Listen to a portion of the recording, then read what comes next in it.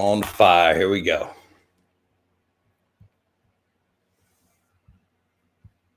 For 20 long years, I smoked lots of reefer and drank lots of beer. Every day at 420, we're gonna settle the score. And for 20 long years, it's been 20 past 4. Hello, welcome to 420 Live. I'm Jeff Kravitz, still Jeff Kravitz, show 201. I didn't think I'd get here, but we made it. We made it through the other side, out of show 200 yesterday, our celebration. I know I advertised a star-studded guest list, but, my guests are stoners too, and they thought I was still on at 420 West Coast time. So I talked to Jeff Ross, and we're going to have him back, and I want to do a roasting of some of our favorite friends. So we're going to have a little fun with that and extend the show, because it was only going to be a little piece. But anyway, welcome everybody. It's Friday. We made it through one of the craziest past, it is the 15 days, 2 weeks so far this year. 2021 has been incredibly eventful. So we are batting down. We're ready for anything. It's 85 here at the beach today in Santa Monica. I'm in shorts and flip-flops. I'm sure I'm going to have to be back to my winter wear of like a fleece and jeans. But for now, it's beautiful. We're going to go to the beach, watch sunset tonight, let the dog run around, enjoy the beautiful outside. It's the only thing you can really do here. Everything's kind of closed down. And, if you've been keeping an eye on what's going on in Washington before, hot off the presses, I just saw this story posted a minute before I went on air, and it was so good I had to bring it to you. It's going to cost them $500,000 to clean the White House before Joe Biden gets in there. I mean, I think that would take a lot longer than a day, right? Because Trump's leaving on the 20th now with the whole military parade and everything like that. And now we got to clean out that White House before Joe can get in there. $500,000. And you know what? I bet you they don't even know. Like, that's when the guy comes in to estimate a job at your house.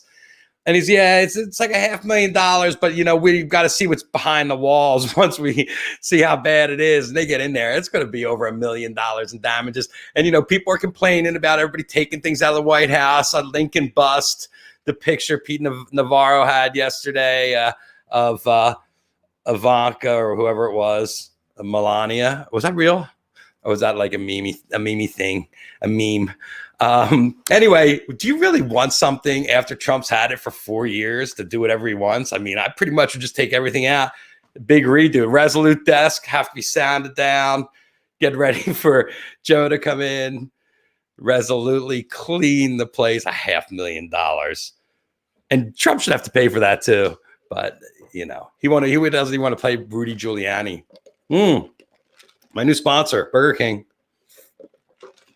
What can I say? They have an Impossible Burger and a fish sandwich, and it's a half a block from my office. So it's on my list of places to go.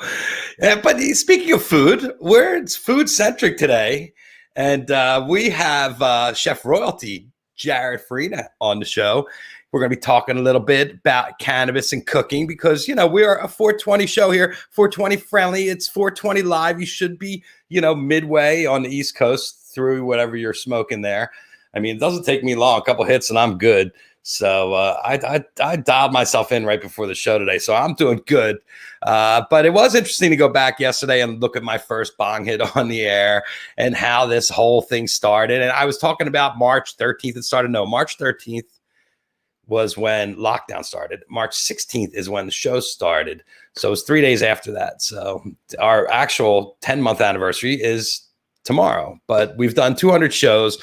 It's been our pleasure to come here and create a safe spot, a place for distraction, a place for us to get together and commiserate. And I can't really, I have a couple comments here. Yeah. What's up, Dub? You want a full rebuild of the White House? Yeah, I think they have to take it down. The same thing with the Capitol. They peeing and pooping in the halls of the Capitol. And hello down there in 54 in Galloway, New Jersey, near Smithville. That's my home there. And Mark Joseph, you want to introduce our guest here? Chef Roilty. Chef Roilty. We met down in St. John. We had a great time down there at the Shakedown, the Virgin Islands Shakedown. Chef Roilty was cooking for us every night of the jam. We were hanging out and dabbing and eating, and he was going around making sure everybody was well taken care of. So I want you to meet my friend Jarod Farina, Chef Roilty. What's up, Jeff? Thanks for having me on. It's an honor to be here. Thanks for coming on the show.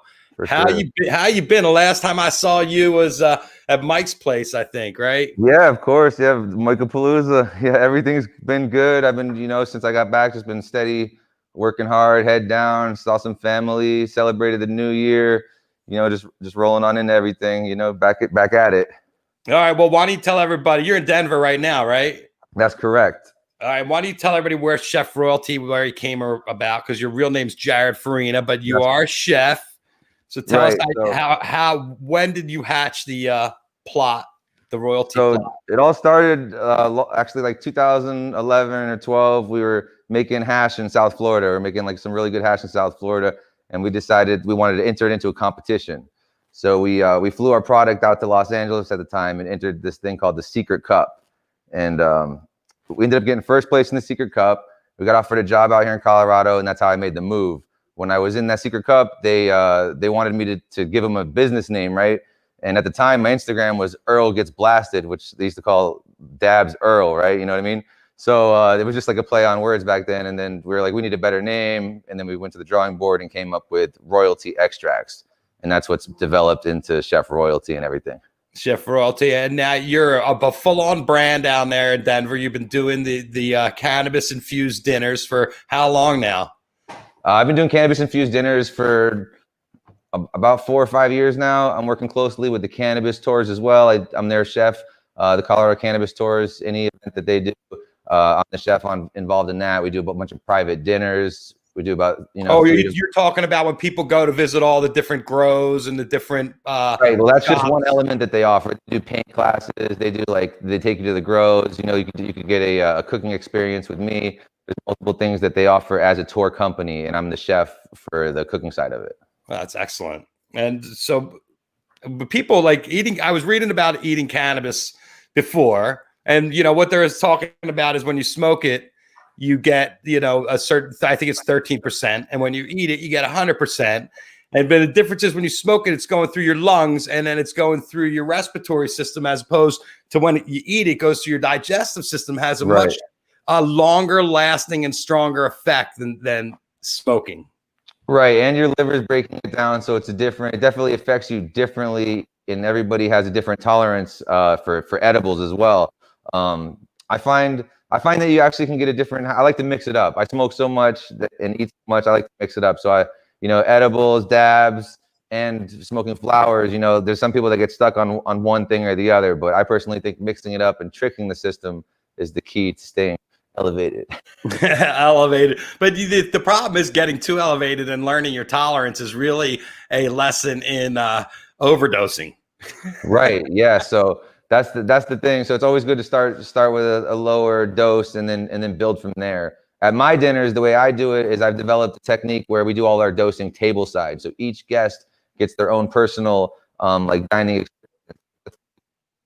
with a group of people to go drinking, right? And you go out with 6 people. Let's say 2 people want to get really drunk. Maybe 2 people want to have a couple drinks, and 2 people might not want to drink at all. Right. So that's the kind of experience that I provide as well. By doing infusions tableside, we can make sure each person gets the dosing that they need. And is there kind of a cumulative effect too? And then you end up, because it's hard to tell where you are in an hour, right? Well, no, not so much so the edibles that you're used to eating probably are mostly the stuff you get at the store, where it's already inside of a gummy or a chocolate or something like that, where your body has to break it down in order for it to get to you. In my infusions, the techniques that I'm doing for people tableside, it's the first thing to touch your lips. So the effects are a lot quicker. When we're doing a 5-course meal, by the 3rd course, we already kind of have a knowing of how people are being affected by the product. Gotcha. So it affects them a lot easier, because instead of being in the food, it's on the food. Yeah, it's 20 minutes, I think. Oh, that's good, because usually people are, they're an hour. They're I don't feel anything, and then they eat some more, and then 10 minutes later, it's oh. Yeah, I've seen that happen many, many times. Of course, I've done it to myself many times. I think we all have. Well, I got a couple pictures here of some of the food you made, and let's check it out. So this is our that's some shrimp and a creamy Parmesan sauce. That's actually something we made for when we went to NBC Chicago News. Beautiful. Some good old poutine. I love it. Look at the size of those curds and the size of those fries, man. Yeah, I used to spend some time in Canada, so I have a love for poutine. That's some white truffle. This is a specialty. It's like for me, this is a like the end of the year special. This is white truffle with a nice buttery cream sauce. Beautiful. I got so hungry loading these pictures in. Good old steak with a nice cowboy crust. Yeah, look at that. Is that a ribeye or is that a? That is a ribeye. You know your stuff. Yeah, well, ribeye is the tastiest cut, right? Even though I'm not eating a lot of meat these days. Ribeye has a lot of fat content in it, so people, some people. It depends on what you like. You know what I mean? I personally enjoy a good sirloin a lot of times. Yeah, and the good old chicken sandwich. I was going on a Popeyes thing with that one. Yeah, Popeyes. That sandwich is all right. There's some elevated sandwiches now when it comes to chicken sandwiches. There was some hype on that one. This is some red pepper glazed chicken. That's a fan favorite for sure. Delicious. So here you would just have a little sauce that you bring around everybody and throw on top. So I have like an infused oil that I have. I have it right here. Let me see.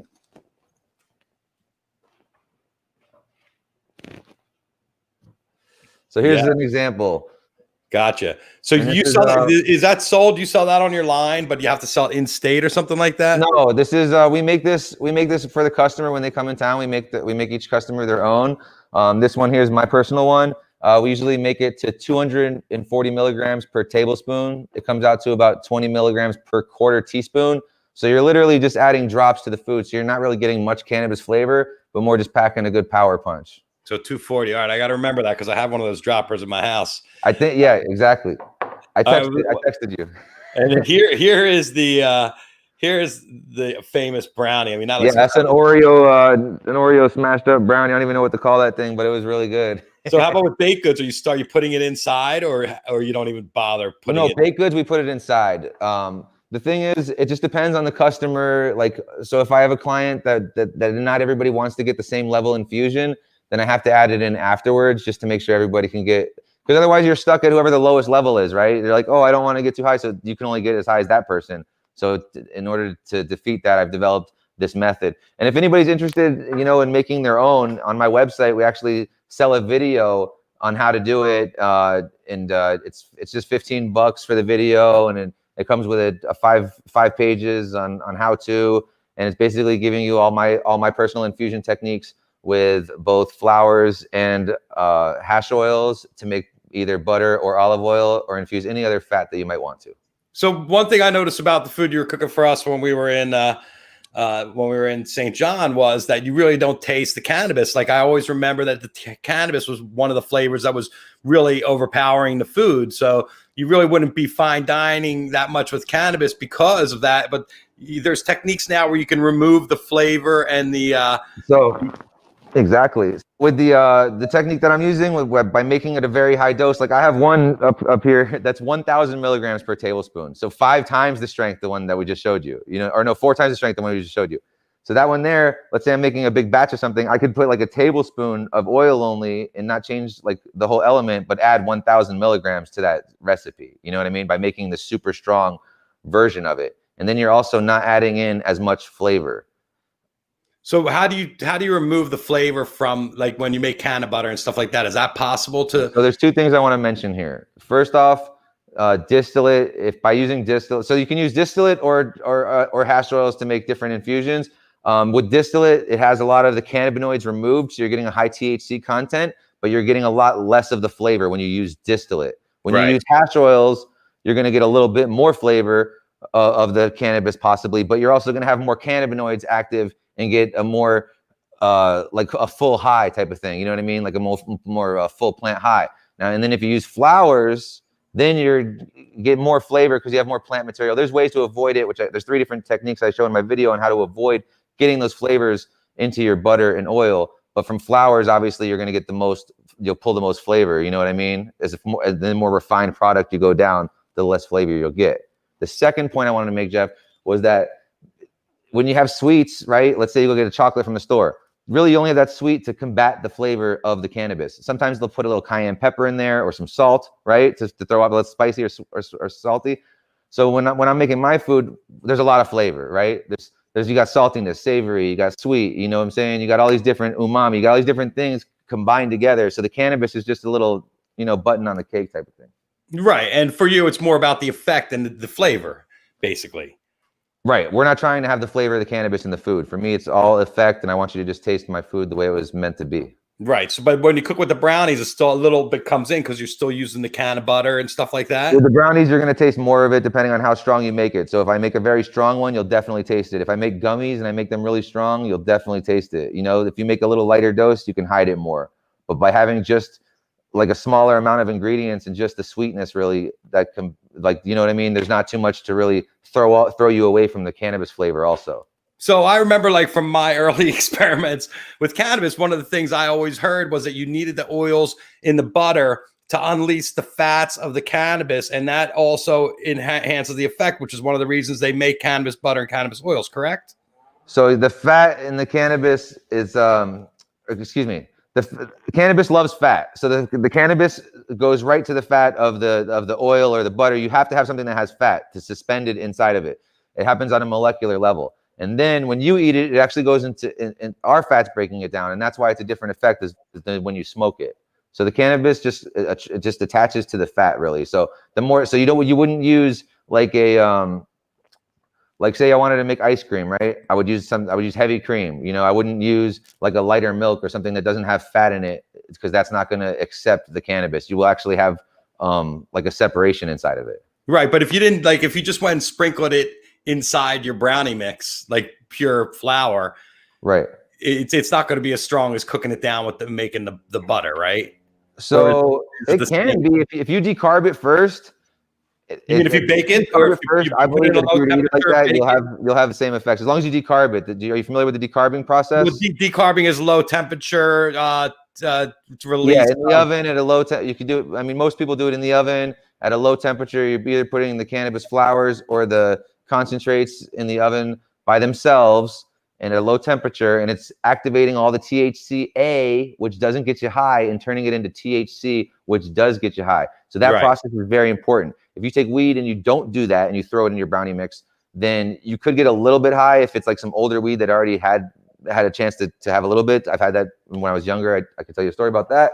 But if you have some fresh stuff, which is what most people have nowadays, you're not going to get any high at all without doing the decarb process. And so you throwing it in the brownie mix, some people think, oh, it's in the oven, it's going to decarb it, but it's really not, because the brownie mix has to get hot too. You know what I mean? It's not going to be in the oven long enough to do the decarb process. So it's the process that releases the active ingredients at their fullest potential then, right? Is that how you would define it? You're going to get your product fully activated before you cook with it. Right. Yeah. So, and decarboxylation happens when you dab too, right? When you so that's a great question. Like, let's say I get some I have to see if I example it on me, but if I get some concentrates or flowers from the store right now, hold on. Yeah, if I get some concentrates or flowers from the store right now, what you're gonna see is like THCA, like around 70%. We're talking about concentrates right now, 70% THCA, and then like 5% THC. You know what I'm saying? So like edible wise, you would need to activate that. Now, if I was to smoke that, like say I took a dab of it, you know what I mean? It concentrates, I took a dab of it, I'm going to get high. And the reason is because I'm instantly activating it. I'm overheating it, actually. I'm burning it, and it's turning into vapor, right? So it's activating while it's doing that. What we want to do is put in the oven at a low enough temperature where it's just hanging out, chilling, and it fully activates without hitting its vapor or smoke point. Does that make sense for you? Yeah, it's because if you do that, then it's just a bunch of dried leaves. Right? Exactly. You're burning all the THC off of the plants. Right. Yeah. You know, what I always say is you never want to have your cannabis smoking without you. Yeah, exactly. So, but that's got to be a real art too, because you got to figure out the amount of time. I mean, all the buds different, right? Well, as long as you put it out in a single layer and you have the same size nugs, I usually tell people a little smaller than a ping pong ball. It's about 30 to 40 minutes at 245 degrees. It's very simple.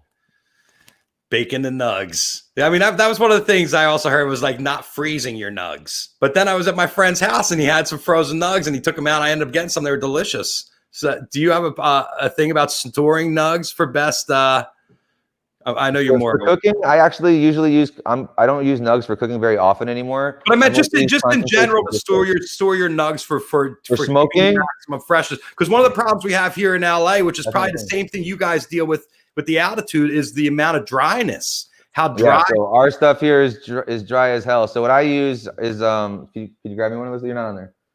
I use like a big forget what it's called right now. You probably know the name of it when you see it. Well, the Cannabis, Sea Vault. It's called the Sea Vault. Oh, the Sea Vault. I'll use one of these guys because in Colorado, yeah, your weed's gonna dry up on you. You know what I mean? Right. So these guys here keep it fresh, and then you can you put like a humidity pack in there. Yeah, you can put a humidity packs in here, and they'll keep it fresh for you. Yeah, because it's a major problem. I've never noticed it so bad as I have this winter in LA. How dry all our bud gets so fast. Oh yeah, I'm from South Florida, so you know I'm used to the humidity and stuff. I've never had to deal with that before, so it's something I definitely had to adjust to when I moved out here. Oh, so here's someone saying you can decarb in a sous vide. Yeah, you can definitely decarb in a sous vide. You know, just a longer process. You know, you're not really getting that much extra benefits out of it, really. But I mean, you could definitely do it. The real benefit of it is if you live in a legal state, you know, your neighbors aren't going to smell a damn thing, and that's the smelliest part of the process. So, yeah, I like it. I love it. So, what have you been doing during the pandemic? How's your business been? Have you still been doing dinners and stuff, or what's going on? Yeah, so the private dinners so we usually do an event called Dine with Roilty. I sent you a video for that, by the way, too. But Dine with Roilty is an event that I've done every year for the past 4 or 5 years. And recently, due to COVID, we had to cancel the last one or postpone it. And hopefully this year we'll be able to do it again. But really what's blown off for us is these private dinners. We've been doing a lot of private dinners where it be like 2 to 6 people. Yeah, there's one of our Dine with Roilty events right there. I'll turn the music down here so we can talk. Yeah, so Dine with Roilty is basically we're bringing fine dining to the cannabis industry. That's my whole shtick. Michelin Stoner is kind of like my little name behind it. I'm lucky enough to have to be invited to work in some Michelin starred restaurants and spend some time learning from some really mentor people. You know, so I've definitely been lucky in this industry, and I'm just what's that? Trying to make it all work. Yeah, trying to make it all work. Exactly. So what do you got planned? I mean, are they planning anything in Denver now, or is it all shut down? No, they're not all shut down. But as far as events go, like it's tough to throw an event with the amount of people that I want to throw. So we've been focusing on private dinners mostly. And like if people ever come out to Denver, we go out to their Airbnb, or if they live here, to their home, or we travel anywhere really, you know. We have a couple of travel fees involved, but basically we travel out and we do 3 to 7 course dinners. Well, that's some fun stuff, and I look forward to getting it. My friend Karen Davis she says, talk to me about terps. You can decarb in a mason jar, an oven, or Instant Pot on a towel. Decarb in a mason jar in the oven or Instant Pot on a towel. Yeah, so that Instant Pot on a towel would be safe. So, I mean, really, I just decarb in the oven is my personal preference. I do my infusion for flowers inside of a crock pot, and the mason jar technique. That when you're working with it, like as long as like you're putting it on a hot stove or something, most of the time I've seen people putting it in boiling water. I don't know if that's what you're talking about exactly, but then you're working with direct heat, and that can overheat it. You don't want to go over 200 degrees. So I recommend the oven technique for that. What was the other part of that question? Well, you said talk to me about terps. So the terps. So terps, when you're cooking with cannabis, the terps most of the time, by the time you get all your THC activated, the terps most of the time are going to get cooked off. So what I tell people sometimes is maybe go a little bit less if you want to leave some of the terps intact to get more of a full cannabinoid, like craft extract, if you will. Does sous vide allow you to retain the terps? So retaining the terps. So basically, once they turn into like vapor or smoke, like the whole thing with people putting aluminum foil on their tray and stuff like that too, saying they're trying to preserve the terps. If it's getting hot enough where the terps are getting cooked off, if you will, then once you open that bag, I mean, that's the first thing you're going to get is the terps, but they're not going to stay inside of the cannabis. Really, with the sous vide, you might have the best chance though. If you know, I'm not a scientist, but you know, if I was to do some testing, I think sous vide would have the best chance personally. Well, you kind of are like a scientist, a chef, because the chemistry. Yeah, but you know, not. I don't have the license. I can't say I'm a scientist. Oh no, I got that part. I'm doing my own testing, you know, but I haven't done enough sous vide testing to really know the benefits of terp staying in it. And that's a good question, though. Yes. All right. Well, I wanted to show this little clip here from your appearance on what was it? A Bravo Southern Charm. Yeah, Southern Charm. Here, hold on. Let's get. That was fun. That I brought from home for you guys to enjoy. Thank you. Can we hear that? Right there. Perfect. To start off the dinner tonight, you have two appetizers in front of you if you want to add some THC to it. This is a lightly infused salad dressing to add to any salad that you want to add it to, as well as I have some melted butter that's infused. If anyone would like to add some melted butter instead of pasta, we can do that as well. For them, I did a melted butter and a dressing for this one. So it's unique. Every dinner is different the way we do it. He's getting crazy. He wants to put it on his stuff.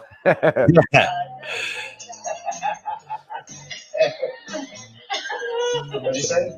Oh, but you see, they're feeling it, and they're not even at dessert, so you can kind of see how fast it hits you. This is a 4-course dinner that we did for these guys. Anybody thinks they're not feeling it, there's a little bit.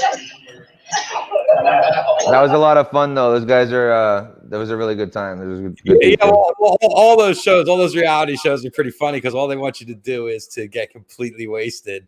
Yeah, right. They want you to act. They want you to act up. Yeah, and then videotape everybody could get completely wasted. I worked on like Tequila's show, and she did a show on MTV, and I was blown away by the bar, and I'm like, whoa, like all the kids are just like tanking and then going on air and acting like idiots. And I'm like, wow, that's a good strategy, MTV.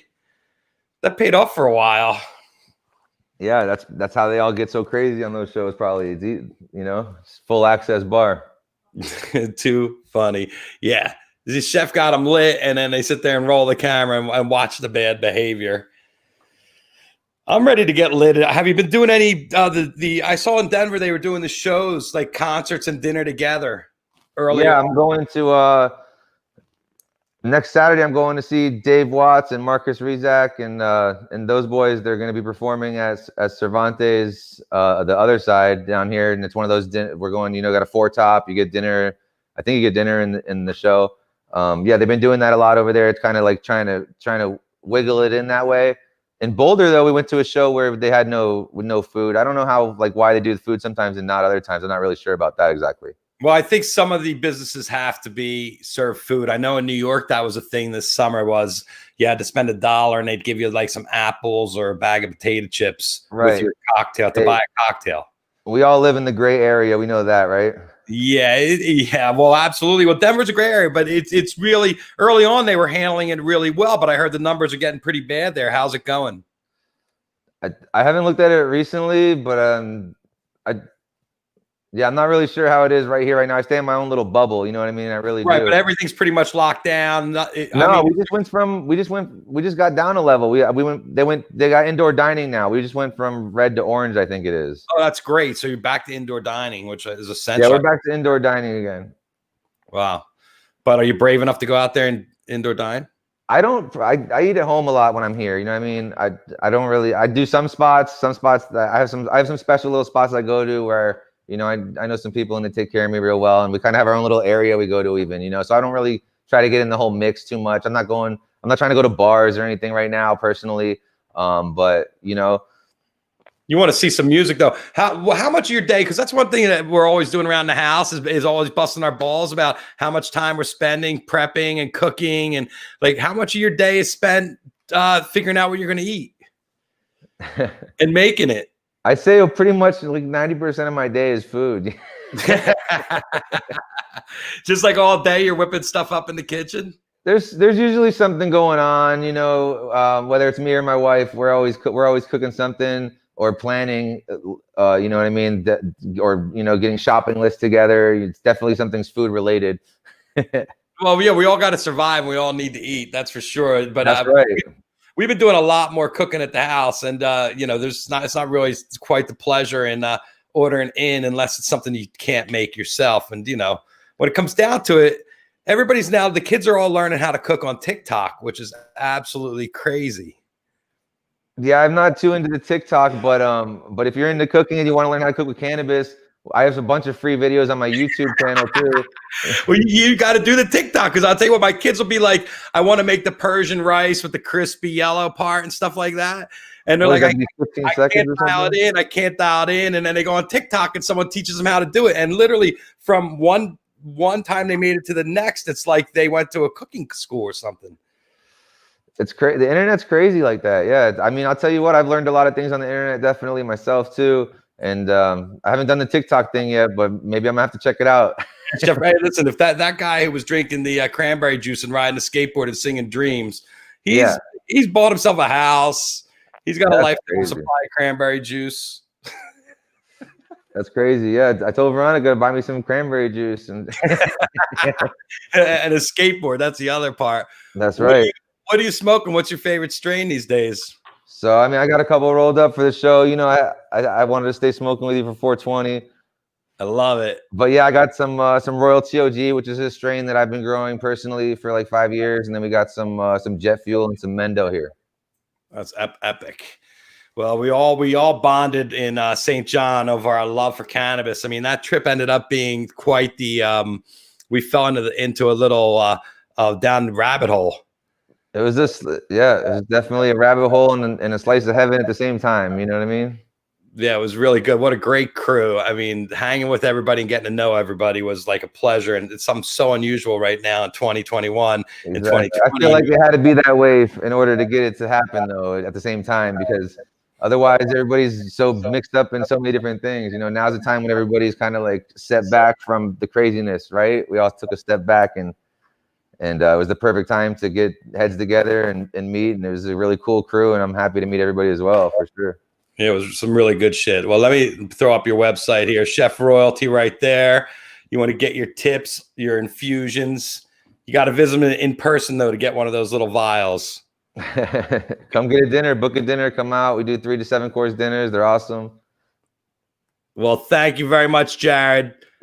My love to Veronica, and it was really great meeting you guys and hanging out down there in St. John. And I look forward to when I can come to Denver, because you know what, we're all locked down and there's no outdoor dining here. Oh, really? Yes. Damn, we're all takeout's the only thing offered. Wow. And even a couple of those places have closed down recently because of COVID numbers and stuff like that. So California's really been on the up, unfortunately. But well, hopefully things change soon. I want to congratulate you on your show. 201 episodes. That's awesome. You know what I mean? That's really insane and dope. And congratulations to you. And thank you for letting me be a part of it. And yeah, thank you. We'll have you back. We'll have to do some cooking demonstrations for the folks. Make some holiday dishes or something. Anytime. We to celebrate. I got cameras set up over the stove and stuff too. We could definitely do some cool stuff. Great. All right. Chef Roilty, everybody. Jarod Farina. Take it easy. Chef Kravitz. Thanks for tuning in. All right. I loved our crew in Denver. We really bonded hard with our Denver people this past December, our trip to the Virgin Islands. Marcus Razak, Mark Josephs, and all the crew down there that we partied with. Dave Watt, Jeff Franca, Hash, the man, the myth, the St. John crew representing. Thank you. Thank you for tuning in. Check out the Roilty. I mean, there's only one of a kind right there. Yes, Mark Joseph, killer food, great people. So we had a blast. I'm glad to hear you guys are making brownies all the time, girls. But you may be careful now, because the problem with brownies is they're absolutely delicious, and then you want to eat the whole thing, and next thing you know, you're knocked out on the couch. Don't you love that when you just like eat the edibles and and then you try to get up? Like, I remember when we were kids, we took like an eighth of hash and cooked it up with some butter and made some brownies.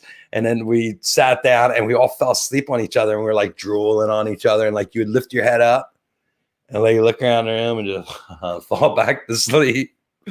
Oh, God, the good old days. We didn't know what we were doing, but now we're educated. We know what's going on. Yes, I saw Trey's new guitar today, and I also saw the comment about 4.0. And I don't know how you guys feel about that 4.0 stuff, but I guess new guitar, bunch of new songs, 2-year break. What the fuck? It's been a year now. Fish. Is it this weekend, I believe? Oh, no, it was in February. So we're 11 months up to when Fish last played, which will be one of the biggest breaks they've had in an absolutely long time. So, but legend. Yes, the one and only Chef Roilty coming in from the Big D, Denver. The Denver crew. I mean, we've had so many of our friends come on the show from Denver. It's been absolutely incredible. What a time. So some news and notes. I'm going to take the 3-day weekend and celebrate Martin Luther King Day. Also, we have I doubt during the day of the inauguration, I'm going to go live, but you never know because we all might need a 420 break. So look for us next Tuesday, Thursday, and Friday right now is the days I'm looking to book. And I'll figure out who's coming on the show shortly. And thank you all for constantly tuning in. Let's talk a little bit about our sponsors. Today we'll start with Sin Lawn, synthetic lawn, which you can roll up and smoke, fire it up, get a lighter. There we go. And give it a big old shot. Oh, hey, that worked. Sin Lawn, synthetic lawns, environmentally friendly. Let's face it, you're in California. It's so hot out today. You couldn't really walk on a lawn like this because it would burn your feet, but we have it in the backyard. We have synthetic lawn, and you know what? Don't have to water it, don't have to cut it, don't have to do any maintenance. Just blow the stuff off the top or sweep it. The dog loves to go to the bathroom on it, so check out sinlawn.com /420 live. I don't know what you're going to get when you get there, but synthetic lawn, yes, I know, we're a show that's based on real grass. 420 live is real grass. And what do we got? We got fake grass, synthetic lawn, and then we also have Grady's Cold Brew. Our friends at Grady's Cold Brew will give you a 20% discount if you use the 420 Live code right there. See? 420 Live. That's the website. That's a discount. This is the bag. 36 cups. Chicory, New Orleans style chicory. You know what that means? Chicory? That's like what you drink at Cafe Del Monde. Del Monde. It's now Spanish. Cafe du Monde. You know what that means? It means Cafe of the World. Du Monde in French. How's that for my French? Anyway, the bean bags, 36 cups, Grady's Cold Brew. There it was. You see it? You get the discount, 420 Live. Hard to remember. Our friends at Asher's Chocolate. Yes, you can get the 420 Live candy bar. We talked about food all day today. That 420 Live bar has coconut, mini M&Ms, potato chips, pretzels, raisins, CBD, and delicious Asher's milk chocolate. If you haven't had Asher's, they're a 5th generation chocolate maker based in Salterton. Is that what it is? Something like that. In PA, in Pennsylvania, we're 30 minutes outside Philadelphia. They have their factory. If you're in the area, you should stop by there. They do curbside service also. We love our friends at Asher's Chocolates. And, don't forget Chef Roilty, who was on the show today. Where is he? Come on, let's see that banner. Chef Roilty. Get your infusions from Chef Roilty. And, folks, watching history every day. And CBD made by our own chemist, Mark Chardon.